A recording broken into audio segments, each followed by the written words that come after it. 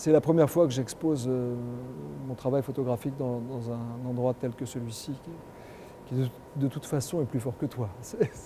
Quoi qu'il advienne, il a le dernier mot, il avait le premier ce matin, il l'aura aussi ce soir, et à mon avis, il l'aura encore pendant longtemps, et le plus longtemps possible, j'espère. Ici, à la Conciergerie, l'histoire, l'atmosphère, l'héritage est tellement lourd, tellement incontournable et tellement partie prenante dans l'ADN de notre culture française, que mettre des photographies qui présentent des âmes et des corps et qui n'ont pas de prétention de posture sociale, c'était pour moi, et c'est pour moi, un pari et une expérience et l'opportunité aussi de partager ce que ne dit pas une photo.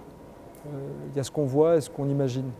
Au-delà de la technique qui est une passion et qui est quelque chose qui s'apprend, ce qui ne s'apprend pas, et là je fais comme je peux, c'est de raconter une histoire, de raconter quelque chose de différent.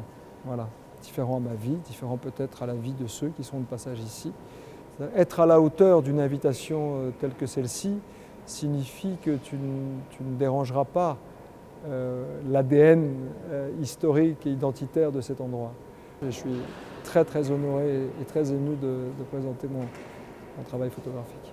Vous verrez, dans le choix des photos, nous n'avons pas mis en valeur des personnalités connues, pas forcément.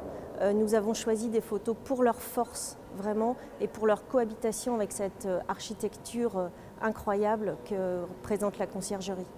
La scénographie qui a été réalisée par Christophe Martin permet vraiment d'habiter ce lieu tout en le respectant et en gardant son ampleur à cette salle médiévale.